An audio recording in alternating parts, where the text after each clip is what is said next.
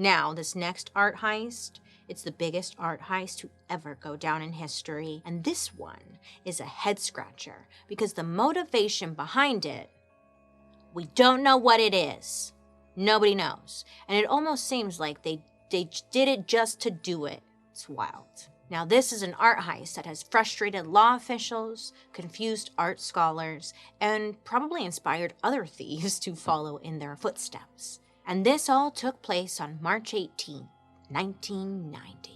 I'm talking about the Boston Art Heist, aka the Gardner Robbery. Now, the museum in question is a place called the Isabella Stewart Gardner Museum. And girl, in the months before it was robbed, she was kind of asking for it. Oh, that's not right to say, but kind of. By that, I mean security was at an all-time low and not a top priority. Isabella Stewart, the woman who had created and funded the museum, left super strict policies about what should happen to her museum after she died. So number one was to not rearrange the artwork. It doesn't matter if she's dead. If you move it, she will find out and haunt you, okay? Number two, no items were to be sold or brought into the museum, so the outside public knew exactly what was in that damn museum at all times. It wasn't just Isabella's super strict will about the artwork that was holding back the museum either. There was also the dusty-ass board of directors who had to approve anything new coming into the museum. And worst of all, the Gardner Museum was running low on funds and essentially falling apart. There was no climate control system, which is key for museums because certain temperatures can affect how the art is preserved. And the museum had terrible security. There was just a bunch of underpaid guards, literally kind of just sitting, eating.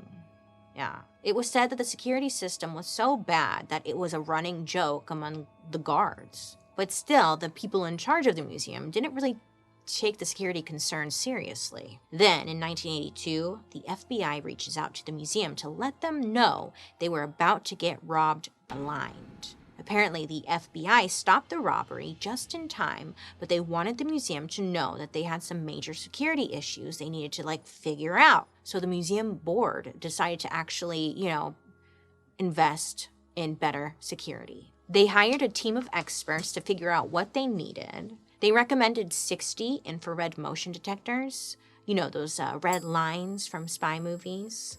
They got dodge. And they also suggested installing a television security system connected to 4 cameras that would surround the museums. And more guards were hired, but the museum refused to raise their salaries. So I'm guessing their guards weren't exactly the most qualified.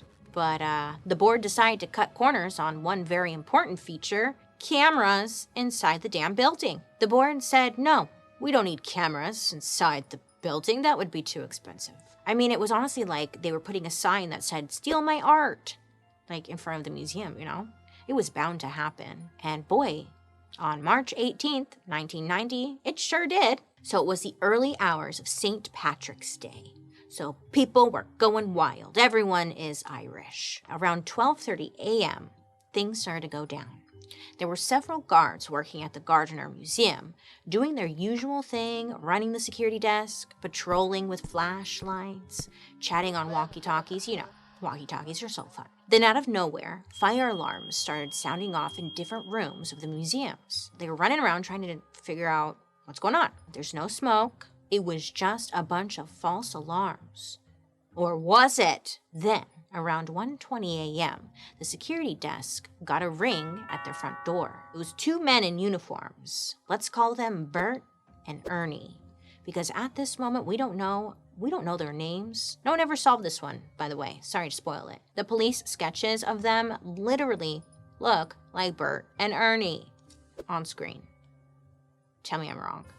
Exactly. So these two told the museum security guards that they were investigating a quote-unquote disturbance. Even though the museum security guards had no idea what they were talking about, it was St. Patrick's Day. I mean, they're sure, maybe there's something crazy going on and they just need to do their job. So the officers tell the security guards that they need to gather the rest of the guards in the museum.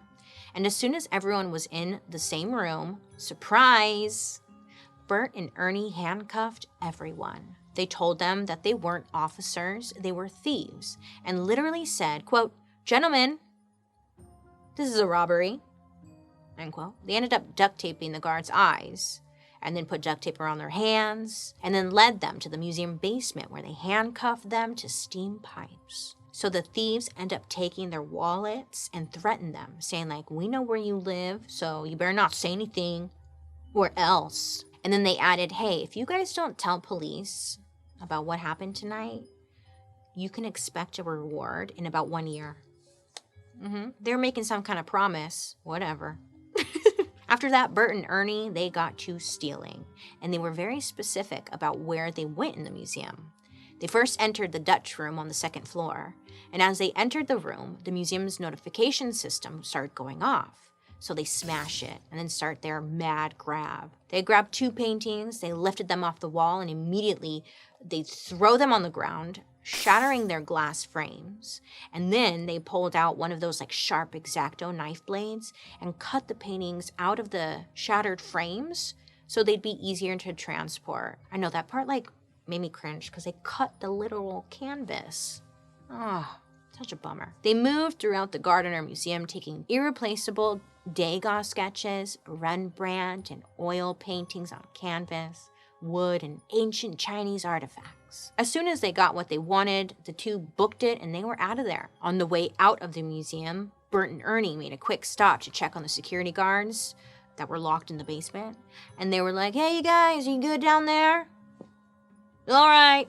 And then, yeah, you know. So that was really nice of them. Good for them. Anyway, Bert and Ernie make their last stop on the way out of the museum to take the security tapes, which back then would have been like, you know, the fat VHSs. And they also took a hard drive with all the motion sensor data to try and like cover their tracks. They exit through the side entrance doors and boof, they were gone. Probably heading back to good old Sesame Street. And they were never heard from again. I mean, all in all, the robbery took 81 minutes and they stole an estimated $500 million worth of paintings, making it the biggest art heist in history. You guys did it! Congratulations!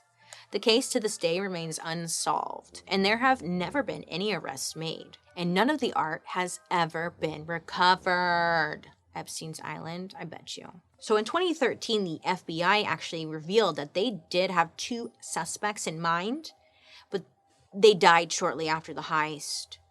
Bummer. There were also some investigations done into tracing the art, which was suspected to have disappeared through the black market. But even if that were the case, many believe the art would have showed up by now, and it hasn't. To this day, there's a $10 million reward being offered to anyone who has information to help recover this art. I know, I'm like, what's that phone number? What? I'll paint it real quick. So why would Bert and Ernie do it? Experts who analyzed the heist say it made no sense. None of it makes sense. First of all, the way they knifed the art out of the frames and smashed the glass, it's something not ideal to do.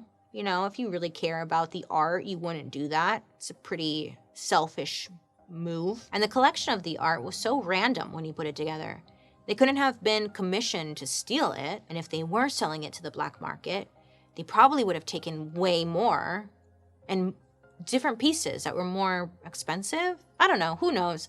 To this day, it all remains a mystery. They just took the most random pieces of art, and nobody knows why or just why. Most experts agree on one thing. Bert and Ernie had no motivation to steal the art. Now that's a real unsolved mystery.